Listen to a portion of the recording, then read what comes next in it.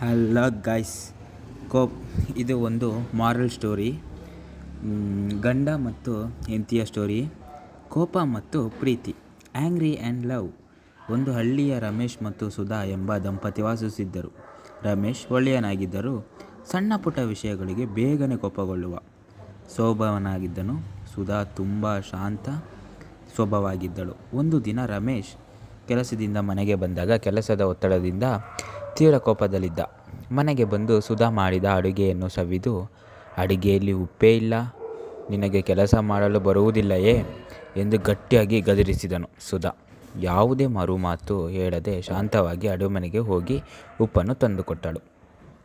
ರಮೇಶ್ ಊಟ ಮುಗಿಸಿದ ನಂತರ ಕೋಪ ಶಮನಗೊಂಡು ತಾನು ಸುಧಾನಿಗೆ ಅಗತ್ಯವಾಗಿ ಬೈದೆ ಎಂದು ಬೇಸರಗೊಂಡನು. ಅವನು ಸುಧಾ ಬಳಿ ಹೋಗಿ, ನಾನು ನಿನಗೆ ಪ್ರೀತಿಯಿಂದ ಕೋಪದಿಂದ ಬೈಯುತ್ತೇನೆ, ಆದರೂ ನೀನು ಎಂದಿಗೂ ನನ್ನ ಮೇಲೆ ಕೋಪಗೊಳ್ಳುವುದಿಲ್ಲ, ನಿನಗೆ ಕೋಪ ಬರುವುದೂ ಇಲ್ಲವೇ ಎಂದು ಕೇಳಿದನು. ಅದಕ್ಕೆ ಸುಧಾ ಮುಗುಳಕ್ಕೂ, ನಮ್ಮ ನಡುವೆ ಸಣ್ಣ ಪುಟ್ಟ ಭಿನ್ನಾಭಿಪ್ರಾಯಗಳು ಬಂದಾಗ ನಾವಿಬ್ಬರು ಒಂದೇ ಬಾರಿ ಕೋಪಗೊಂಡರೆ ನಮ್ಮಿಬ್ಬರಿಗೂ ತೊಂದರೆಯಾಗುತ್ತದೆ. ಕೋಪವೆಂಬುದು ಬೆಂಕಿಯಂತೆ, ನೀವು ಬೆಂಕಿಯಾದಾಗ ನಾನು ನೀರಾಗಬೇಕು, ಆಗ ಮಾತ್ರ ನಮ್ಮ ಸಂಸಾರ ಪ್ರೀತಿಯಿಂದ ಸಾಗುತ್ತದೆ ಎಂದು ಹೇಳಿದಳು.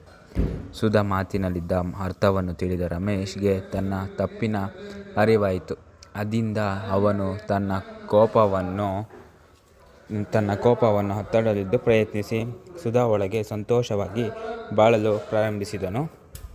ನೀತಿ ಎಂದರೆ, ಸಂಸಾರದಲ್ಲಿ ಪ್ರೀತಿ ಮತ್ತು ತಾಳ್ಮೆ ಅತ್ಯಂತ ಮುಖ್ಯ. ಒಬ್ಬರು ಕೋಪಗೊಂಡಾಗ ಇನ್ನೊಬ್ಬರು ತಾಳ್ಮೆ ಇದ್ದರೆ ಎಂತಹ ದೊಡ್ಡ ಸಮಸ್ಯೆಯನ್ನು ಎದುರಿಸುವ ಸುಂದರವಾದ ಜೀವನ ನಡೆಸಬಹುದು. ಸಂಸಾರದಲ್ಲಿ ಅತ್ಯಂತ ಎಷ್ಟೇ ಕೋಪವಾಗಿದ್ದರೂ ಅದನ್ನು ತಡೆಯಾಗಿ ತಾಳ್ಮೆಯಿಂದ ಇದ್ದರೆ ಅದು ಸಹಬಾಳ ಸಂತೋಷವಾಗಿರುತ್ತದೆ ಎಂದು ಈ ಕಥೆಯ ಬಗ್ಗೆ ತಿಳಿಯಬಹುದಾಗಿದೆ ಗೈಸ್. ನಮಸ್ಕಾರ ಗೈಸ್.